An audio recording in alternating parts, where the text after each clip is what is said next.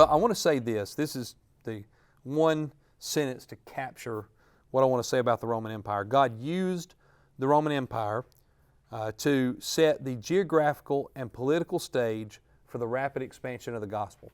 So the Greek Empire was used to set the cultural stage, but the Roman Empire set the geographical and political stage for the rapid expanse of the gospel. When we see the gospel explode in the first century and the first through the third centuries take over the entire Mediterranean world and beyond even, when we see that, there are some historical realities underneath that expansion that God used and God put in place and brought about at just the right time. So I want us to see that at work in the Roman Empire, mainly on the side of the political and geographical stage that was set for the gospel. So let's talk first about geography and location. So most of us kind of have an idea of the geography of the Roman Empire. We know where Rome is. We could probably find Rome on a map. Thankfully, it's in the middle of a little boot, so we can find the map, we can find the boot, and we can say, well, Rome is somewhere in there. Rome is in Italy, and so we know even today Italy is still an important nation, and it is not connected to the Roman Empire now outside of its connection to ancient Rome and so on and so forth, and whatever connection you want to make between that and the modern-day Catholic Church. But it started in modern-day Italy, which is the city of Rome. Rome grew in power and influence. The Roman Republic did. It conquered all of the Italian peninsula, and then just kind of slowly moved out from there. This is not like the Persians or the Babylonians or the Assyrians that just speed across the earth and just conquer at this incredible speed. It's more of a growing power in a vacuum of power. At its greatest extent, it covered the Mediterranean world and most of, or all of Western Europe really, right up to Hadrian's Wall. If you don't know about Hadrian's Wall, it's really an amazing story to me. The Emperor Hadrian conquered Britain, or Rome conquered Britain under his rule, but they came to a point where they were dealing with barbarians from the north. You know, anybody they couldn't conquer, they called them barbarians. So they're barbarians in the north part of Britain, and so he said, we just don't want to deal with them. So they built a wall all the way across the island and just said, everything south of here is Roman, everything north of here is barbarian. Just keep them on the other side of the wall and all will be well. And so if you've never researched that, it's an interesting thing to look into. So that's the greatest extent of the Roman Empire, was in 117 AD, so not that long after the birth of the church, and really during the early days expansion of the church was the greatest extent of the Roman Empire, and it maintained its power in some form or fashion for several hundred years after that. So you have the map there. You can look at the geography of it. What about its historical importance? Well, the Greek Empire was very powerful but short-lived. So that's what we talked about in last session, was the Greek Empire.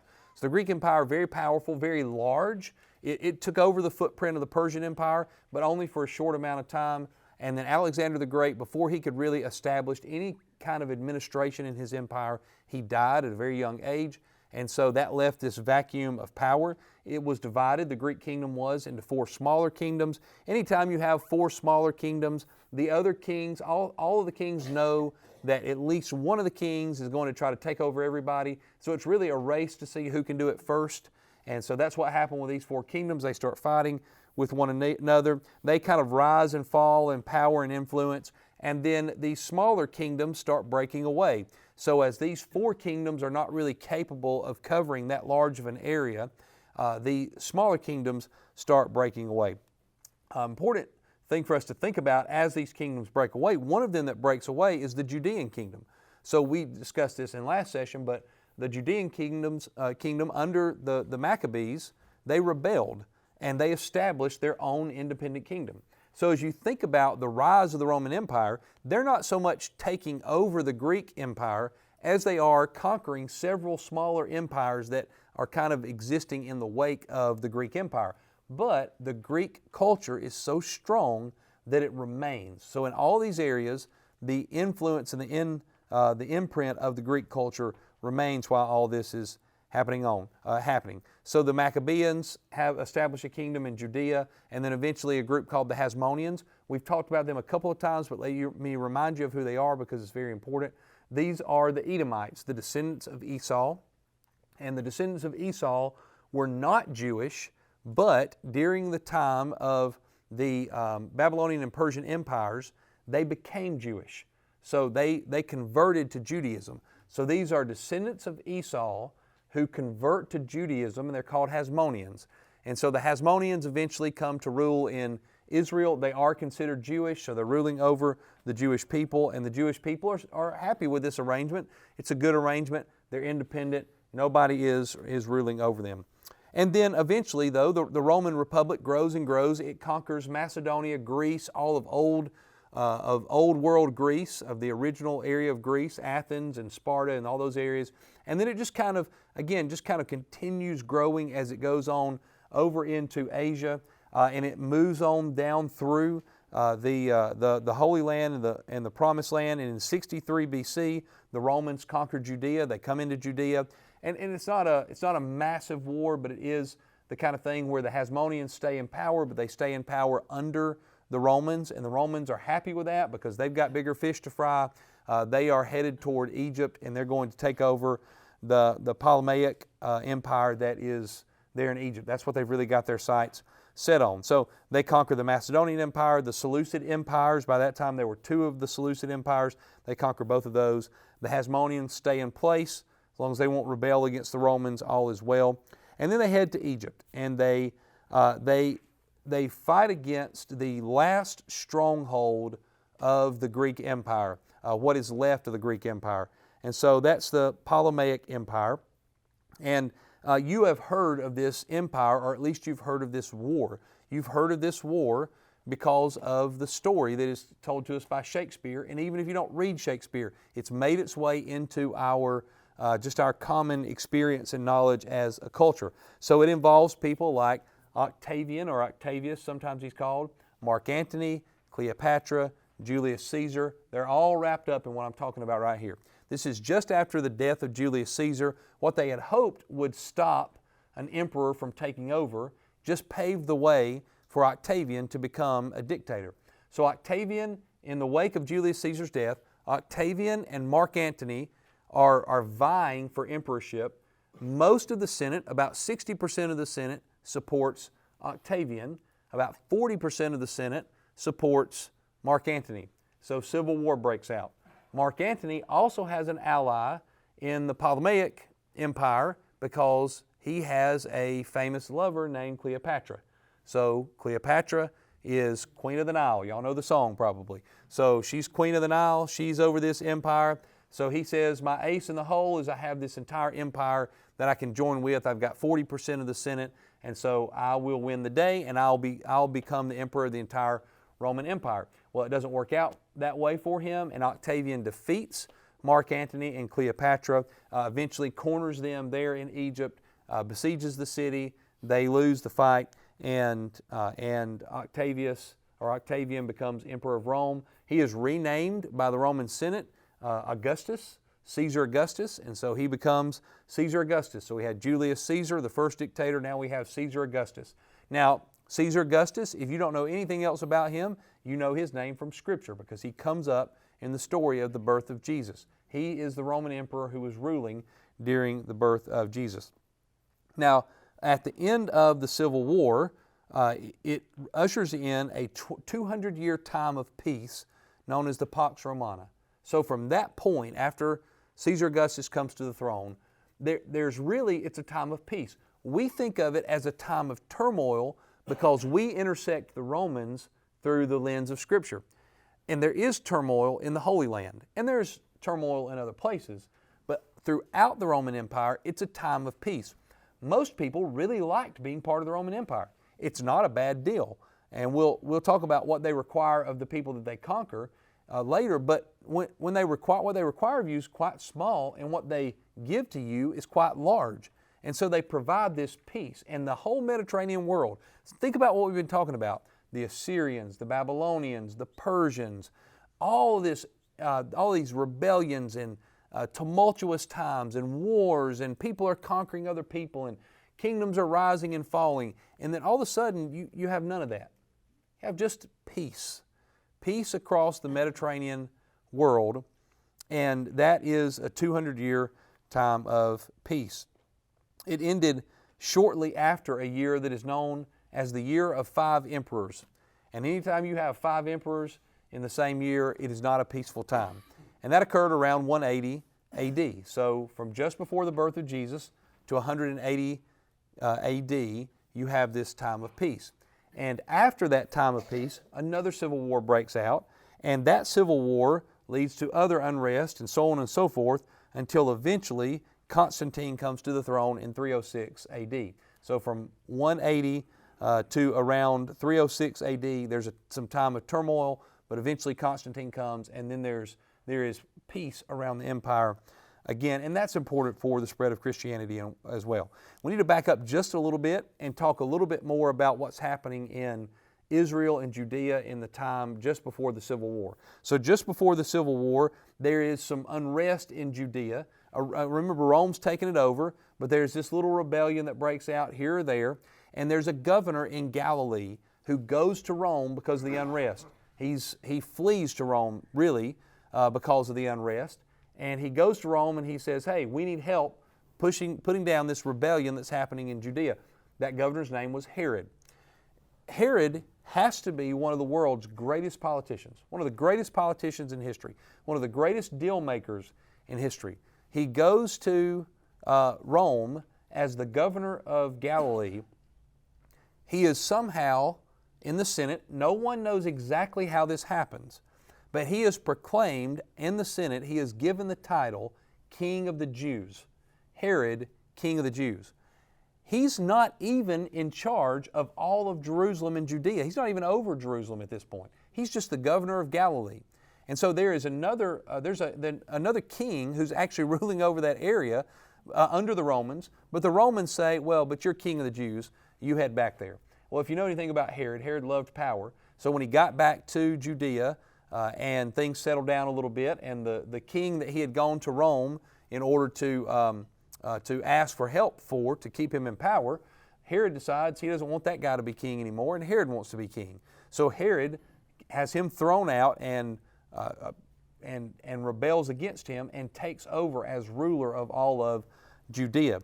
Well, then it's at that time, it's around that same time that the big civil war breaks out. Well, if you're a king serving in one of the provinces under Rome, and you've got Mark Antony, you've got Octavian, you've got to choose sides. Well, Herod wants to be on the winning side.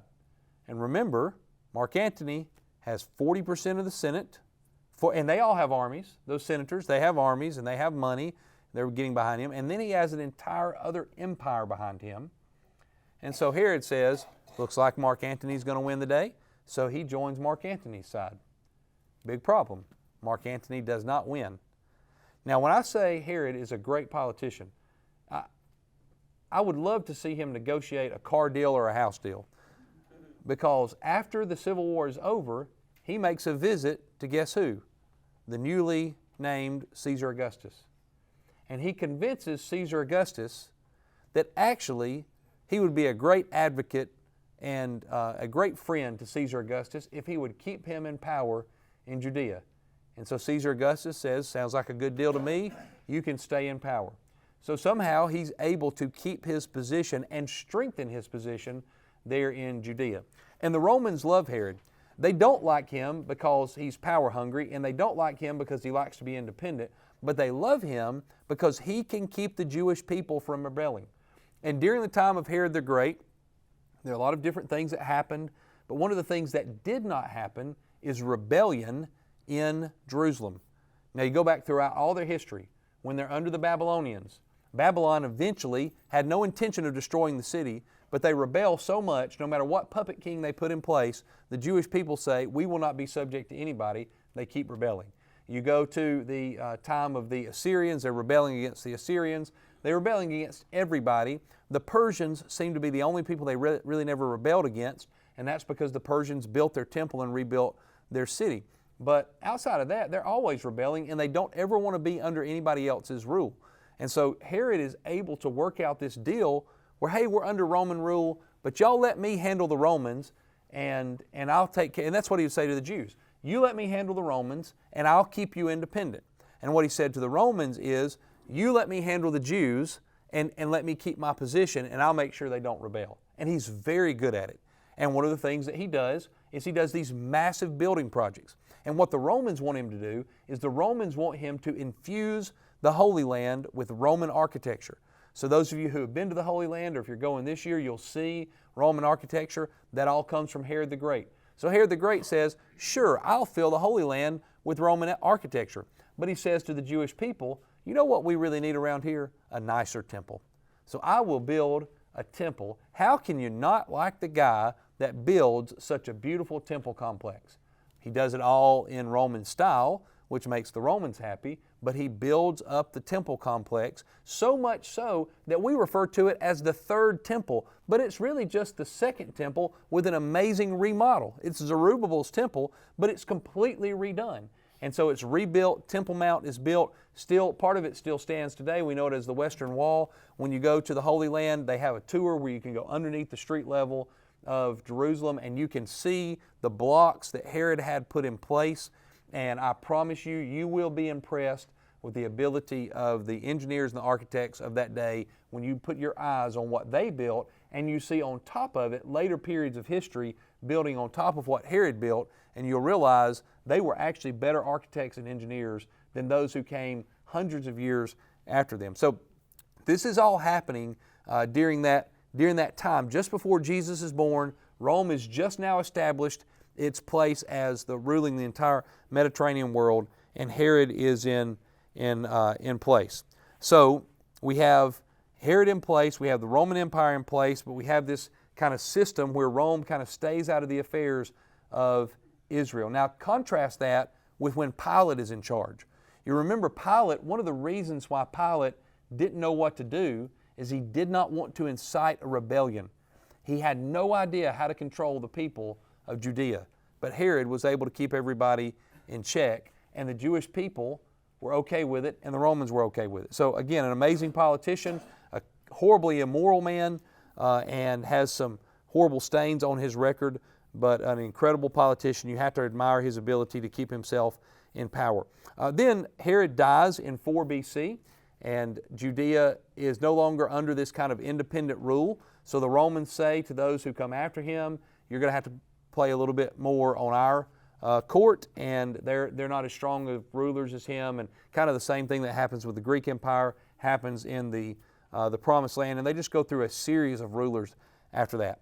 Well, let's talk a little bit about Roman culture. There really wasn't a distinct Roman culture as much as they adopted so much of Greek culture. Now there are some Roman aspects to it, but they adopted so much from the Greeks. And they were able, they kind of did what we do in America. You know, we take things that other people create and we say, you know what, we can Americanize that. We can make that a little better. And so we make it a little better. We make it kind of fit our style. That's very much what the Romans did. They kept, for the most part, the Greek language, the Greek culture with its baths and gymnasiums and theaters. They kept their democratic ideas, their architecture. They adjusted it a little bit. Greek architecture and Roman architecture are slightly different. Roman architecture is a little more, the engineering is a little better, but the architecture is very similar. They kept the Greek pantheon of gods. They just kind of had 2 names for them. And something to note, and very important for our understanding of both biblical and Christian history, is the Romans never required you to get rid of your worship of your God. They didn't require you like some of the empires in the past. They were more like the Persians. If you want to worship your God, keep worshiping your God. That's not a problem with us at all. We're not going to come into your temple, and unless we're trying to teach you a lesson, we're not going to come into your temple and defame it and put our gods in there. But what we'd like for you to do is just add to your pantheon of gods the Roman emperor. So the Roman emperor, they see him, they deify him, they make him a god. So just add him to your pantheon of gods. This is no problem anywhere in the world. We've got 5 gods, we'll just add a 6th. That's not a problem at all. And we'll include some of the emperor worship in our rituals. We already have these rituals, we'll just add emperor worship to our religious rituals. That's no problem anywhere in the Roman world, except in Jerusalem and Judea. Why? Because hear, O Israel, the Lord our God is one God. We have one God. We don't have 2 gods, 3 gods, 4 gods, 5 gods, and we certainly are not going to worship an emperor. And so it's a constant issue. The Romans create an exception for the Jewish people. The Jewish people were the only people they conquered that did not have to participate in the imperial cult, the worship of the emperor. And so that's how they come up with this really fragile peace that exists in the Holy Land. But the Romans do not like that Gentiles, non-Jewish people who worship false gods, are ruling over them in the Promised Land, and it causes this incredible tension that exists the entire time of the Roman, during the Roman Empire. The Romans did borrow Greek culture, but they were very accomplished and ambitious engineers and builders. They designed and built these great Roman cities. Many of these cities are still standing to some extent around the world. You've seen the pictures, or you've been there in person and you've seen the picture, or you've seen in person the Colosseums, the theaters, what they were able to create. You've seen the great streets of cities with everything laid out around it. You've seen the bathhouses, things that were built 2,000 years ago are still standing. What's amazing to me is the road system. Roman roads in some places in the world are still in use. Do you really think the roads of the state of Alabama will be in use 2,000 years from now? But the Roman roads are still in use. The Roman bridges in some places are still in use, and until they were designated as historical sites, people were still driving over them. And so they were able to carry loads. They're 2,000 years old. Now, I don't know about I don't know as much about the bridges in Mobile County, but I know where I grew up, some of the bridges that have been there for 20 years, I'm not real excited about driving over. You know, you kind of check before you drive over them because they might just fall apart. But these Roman bridges are still there. They built aqueducts which are still standing. I've got a picture there of an aqueduct that also served as a bridge. When you look at this is still there. It was built 2,000 years ago, and up until people said, maybe we shouldn't be driving over something built by the Romans because it has historical value, people were still carrying heavy loads across this structure into the 1800s. And so it's incredible their accomplishments as engineers and builders. They were also incredible at supplying military garrisons and campaigns.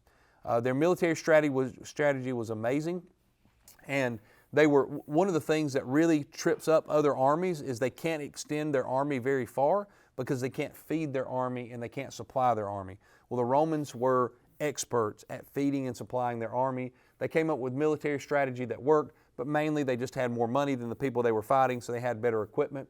But they also were able to keep those armies equipped, well-fed, and well-paid, and they were able to conquer almost anywhere they went. They did have some military setbacks, but they weren't very often set back. One of my favorite parts about studying Roman military history is how they were also builders and engineers. And I know that our military does this as well, but the Romans were the first to do it. So they would go into an area, and this would happen. It was hard to fight at night in the ancient world because you didn't have much light. So you go in and you'd fight all day, this all-day battle. And then the two sides would kind of calm down for the night, and you're out on this open battlefield.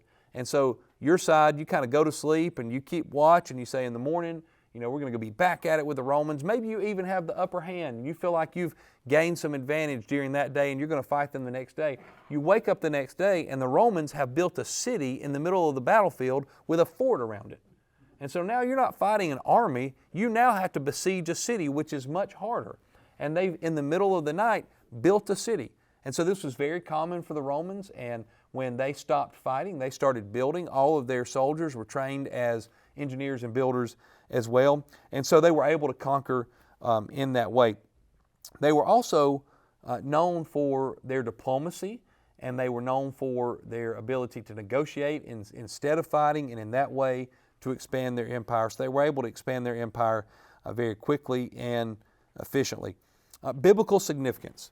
Well, I don't have to tell you that the Roman Empire is all over Scripture, especially the New Testament, and really only the New Testament except in prophecy. So in our next session, we'll look at the prophecies in the Hebrew Scriptures that lay out these empires. So as you're soaking in these historical details, we'll go back and look at what Daniel prophesied about these empires, and you'll see how these historical details line up with what Daniel prophesied. But all over the New Testament. The Roman Empire is the political backdrop of the New Testament story. In the Gospels, it's in the background, and the background is the Roman Empire. The foreground is the local politics and the power struggles of Judea. So if you know background and foreground in a picture in a movie, in the background, against the background, you see it every once in a while. If you look close enough, you see the details of it. The background is the Roman Empire. The foreground, what we really see, are Jesus' interactions with the Pharisees and the Sadducees, very localized, Galilee, Jerusalem, Judea, those little areas. You see what's going on there. That's the foreground. In Acts, the early chapters are just like the Gospels. The Roman government is in the background, and in the foreground really is what's happening in Jerusalem and Judea. But as you read through Acts, that shifts, and that somewhat mimics the New Testament. So the Gospels are all about what's happening in Judea, but the epistles are all about what's happening in the larger Roman Empire. So Acts is sort of a bridge between those two. You start out reading Acts, and you're reading all about the same things: Sanhedrin, Pharisees, Sadducees, Judea, Jerusalem, those kind of things. And by the end of Acts, you're reading about Caesar and Rome and centurions and everything that's going on in the broader Roman world. So it's sort of like a bridge. The book of Acts is sort of like a bridge between the Gospels and the epistles. Roman emperors that are mentioned in Scripture, Octavian or Augustus is mentioned in Luke chapter 2, verse 1. Tiberius is mentioned in Luke chapter 3. Claudius is mentioned twice, Acts chapter 11 and Acts chapter 18. And then Nero is mentioned, not by name, but when Paul appeals to Caesar, he is appealing to Nero. Might be one of the worst emperors you could eventually appeal to, but we know God was sovereign in all of that. Other Roman characters, very Roman characters of note, are Pilate. We know about Pilate. He is the Roman governor of Judea, not quite as adept as Herod was in the politics of the day. Then there are Roman centurions. We know that word centurions because of the Bible. So there are Roman centurions mentioned in Matthew chapter 8, Mark chapter 15, Acts chapter 21. So there is the centurion who, Acts chapter 21 through 27, there are several centurions mentioned in that section. But we have the centurion whose servant is healed. You'll remember that story. We have the centurion who stands at the foot of the cross and says, "Surely this man was the Son of God." And then we have the centurions that interact with Paul in different ways. On several occasions, saving his life or speaking up for him. So they speak up for him on his behalf. They save his life. At one point, there's a centurion, and this is in the book of Acts, when there's a shipwreck. I love this story because it's an amazing story to me. Paul is being held prisoner, and this centurion's job is to get him to Caesar. He has been sent to Caesar, and this centurion's going to get him to Caesar. The ship is falling apart, and the sailors are getting on the lifeboat. And Paul says, "Hey, by the way, God told us everybody on this boat is going to be saved." But then he sees that the sailors are getting on the boat, and he tells the centurion, "Hey, you need to know God said it's all of us or it's none of us. If those guys get in that boat, we're all dead." The centurion goes over, makes the sailors get out of the boat, and then the centurion has an option, doesn't he? He can get in that lifeboat and he can float off. But instead of doing that, he cuts the lifeboat free, and he says, "Paul said it was all or none. We're all going down. God's going to save us." And of course, God does save them. It shows incredible faith on the centurion's part. So we interact with centurions throughout Scripture. Then there's Cornelius. Cornelius is very important. He is the first full Gentile. He's actually a centurion as well, but he's the first full Gentile to come to faith in Christ. That means all of us in this room and most of us watching this can actually be saved because we are not Jewish by birth. We are Gentiles. We're grafted in, and Cornelius is the first of those, the first of the non-Jewish people that are fully non-Jewish to be saved. Then we have the Philippian jailer. We know his story in the book of Acts. We find out in the New Testament that Rome can be both helpful and evil. So at some points, Rome is helpful to the church and the advancement of the gospel. So Paul appeals to Caesar. Paul's citizenship helps him out. The travel that we'll talk about in just a moment, very helpful for the spread of the gospel. But then Rome can also be evil. 1 Peter chapter 5, verse 13, Peter calls Rome Babylon, and that's not intended to be a nice nickname.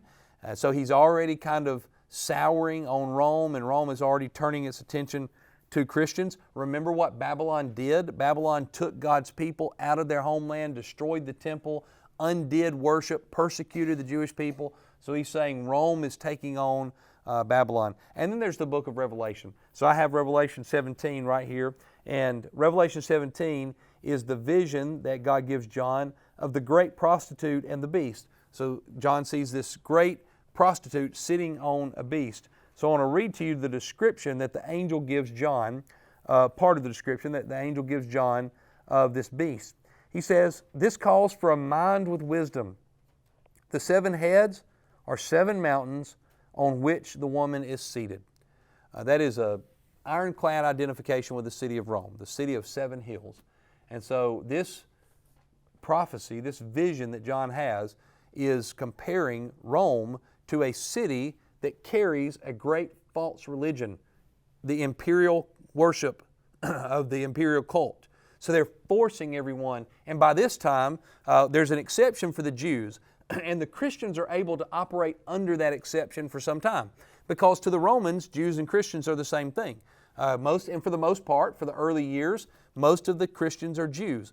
But then as it becomes more and more, Gentiles more and more come into the faith, the Romans realize this is actually a separate religion, and so they're not excluded from emperor worship because they're not really Jewish. So when they're not Jewish, now they have to worship the emperor. And if they will not worship the emperor, then they face persecution and death. So by the end of the 1st century, Rome is bringing accused Christians into tribunals and saying, you need to say Caesar is Lord.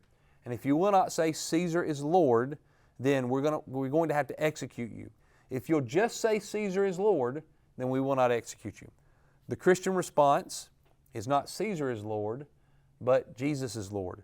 That if you confess with your mouth that Jesus is Lord and believe in your heart that God has raised Him from the dead, you will be saved. And so by this time, Rome has already started turning its attention there, and so Peter refers to them as Babylon, and then the book of Revelation does the same thing as well, and actually does compare them to Babylon and calls them Babylon in the book of Revelation. But then we also find out submission and honor for the government and emperor are commanded. So we are commanded, if we're Roman citizens of that day, to pay taxes to Caesar. Matthew chapter 22, verse 21, render to Caesar what is Caesar's. Pay the tax. If you owe the tax, pay the tax. Unfortunately, tax time is coming up. Jesus said you got to pay your taxes. Romans chapter 13, verses 1 through 7 is 7 verses of submit to the authorities that have been put over you. Paul writes that most likely as Nero is emperor of Rome. Nero, the very man who will execute Paul, Paul says you should submit to the authorities over you. That means, as bad as it might get, as bad as you might think any politician is, I promise you in America we've not yet had one as bad as Nero. So Paul says you're to submit to the authorities. Now if they ask you to do something sinful or to sin against God, you're not to submit to them. But up until the point that they ask you to sin against God, you are to submit to the authorities. If Paul can write that about Nero, then we can submit to the authorities that are placed over us. And then the book of 1 Peter. 1 Peter chapter 2, I have the verses there for you, verses 13 through 14 and verse 17. This is amazing. Listen to this. Be subject for the Lord's sake to every human institution, whether it be to the emperor as supreme or to the governors as sent by him to punish those who do evil and to praise those who do good. Honor everyone, love the brotherhood, fear God, honor the emperor. You know what's so amazing about that to me is this is the same letter in which Peter is going to compare Rome to Babylon. Already an evil system. He sees it as an evil system, but he says, you owe honor to the emperor because God has placed that emperor there. And so you're to honor the emperor. You're to pray for the emperor. You're to pray for all those in charge. Paul tells us that. Well, one last thought is the Roman Empire and the spread of the gospel. Galatians chapter 4, verse 4. When the fullness of time had come, God sent forth His Son. The fullness of time. It is, I love the picture of pregnancy. This is a verse about pregnancy. When the fullness of time has come, Jesus was born. That's the time is just right. It's just right in every way, and that includes politically and geographically. God waited. It wasn't random that Jesus was born under the Roman Empire. God actually told us before it happened that He was going to be born at this time. And we'll come to that in next session. But I want you to understand that God chose this time of the Roman Empire for Jesus to be born. Why? Well, Roman rule convinced the Jewish people that they were still in exile. So up till that point, they really weren't understanding that they hadn't fully returned from exile. Once the Romans take over, their extra biblical writings, and you can see some hints of this, especially in the Gospel of Matthew, you see that they realize we're still in exile. We came back from Babylon, but we never fully came back. And so we're not really outside of exile yet. We need a Messiah to come and save us. That's why the messianic hope was so high in the first century. The Romans preserved the elements of the Greek culture that were needed to spread the gospel. So the language, the Greek philosophy and the Greek thought that was so important to Paul's preaching of the gospel, the Romans, instead of destroying that and bringing their own system in, they actually preserved that. The Romans also brought relative peace to the Mediterranean world to allow for the spread of ideas and philosophies. So this was the first time in history that there had been enough peace for a long enough time that ideas are floating all around the world. And so these ideas are going everywhere, left and right, north and south, east and west. And the idea that wins the day is the best idea, the idea of the gospel. So it's the gospel that wins the day. And then the Romans built roads. They built roads and established a system of messengers. Just think about in your Bibles, as you look at the beginning of most of those New Testament books, you'll see the epistle of Paul to the Romans. What is an epistle? It's a letter. The letter of the Apostle Paul to the Romans. So he writes a letter. Well, if it weren't for the Roman system of roads and the Roman system of messengers, he could not write these letters and have such an effective writing ministry. And even the road system, as they designed the roads intentionally for military movement, for economic movement, these weren't just roads that just randomly appeared in places. They strategically designed these roads for travel to key cities. So as Paul goes out to preach the gospel, he's able to effectively and efficiently travel to key cities. And not just Paul, we just happen to have the records of Paul's evangelism. Evangelism was happening all over the Roman world by names of people that we know and names of people that we don't know. How were they getting to these influential cities? Well, they were traveling on this Roman road system that did not exist before the Roman Empire. Then the Roman legal system allowed Paul to take the gospel all the way to Caesar. So, Acts chapter 1, verse 8, you will be my witnesses in Jerusalem, Judea, Samaria, to the ends of the earth. In some ways, we are still pursuing that to the ends of the earth.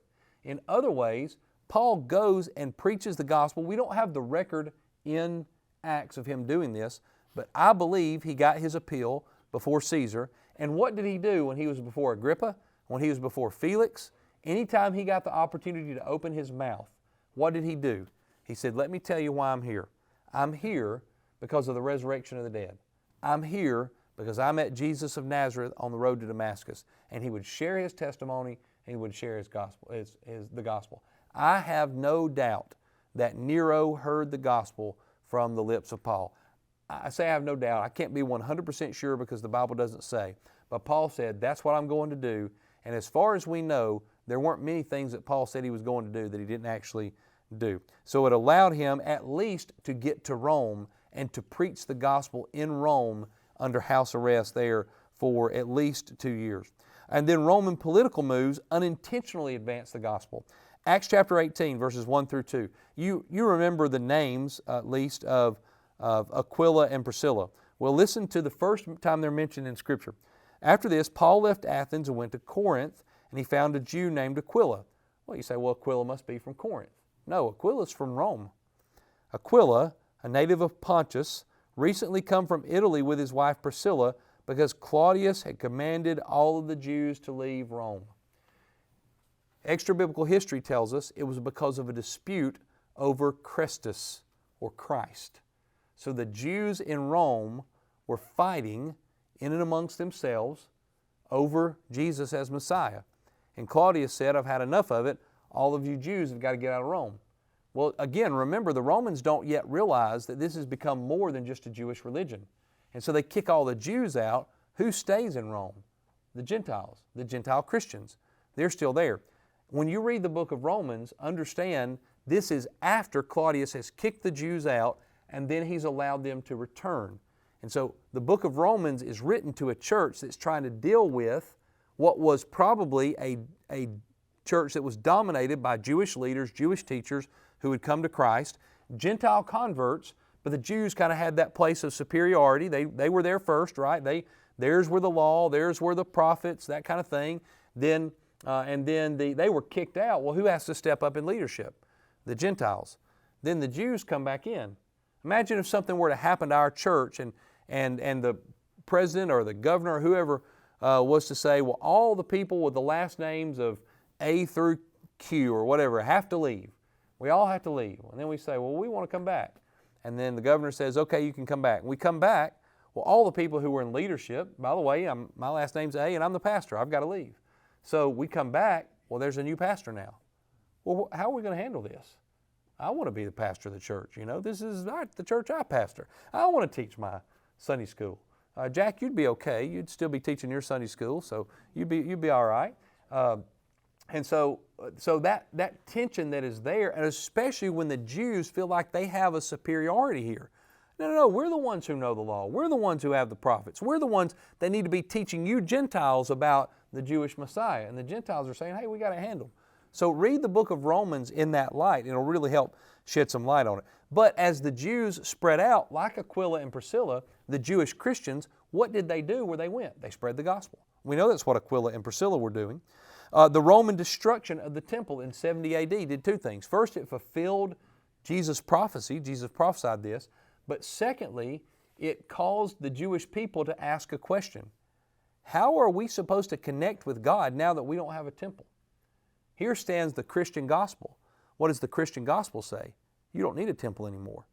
Your God on earth place is Jesus and the church. And so it opens this question that Jewish people are asking, and still to this day, we don't have a temple rebuilt. So for 2,000 years, the Jewish people have been asking the question, how are we supposed to connect with God's presence on earth? And Jesus and the church, of course, are the answer to that. Roman persecution helped fuel the growth of the church in the late 1st, 2nd, and early 3rd centuries. So this persecution drove the commitment level of those Christians. It caused sympathy among the Roman people. It really allowed the church to grow and spread in a way that the church always does under persecution. And then in 313 AD, Constantine legalized Christianity and established it as the official religion of the empire. A 180 from Roman doctrine at that point. Constantine comes to the throne, legalizes Christianity, and it becomes the official religion. And for the first time, it is a state religion. Was that a good thing or a bad thing? That is an argument that's been had throughout history over whether that helped the church or hurt the church. But one thing for certain, it actually increased greatly the numbers of the church and the prominence of the church. So it certainly had an impact on the church. So I want you to know and understand that God used the Roman Empire to set the geographical and political stage for the rapid expansion of the gospel. As we've said all along, whether it's the Assyrian Empire, the Babylonian Empire, the Persian Empire, the Greek Empire, the Roman Empire, or just the small events happening in history, God is in every one of those to do what? To advance the kingdom of Jesus, the person and work of Jesus Christ. That's what God is always doing. He's always at work in the world accomplishing that. He was at work doing that then. He's at work doing that now.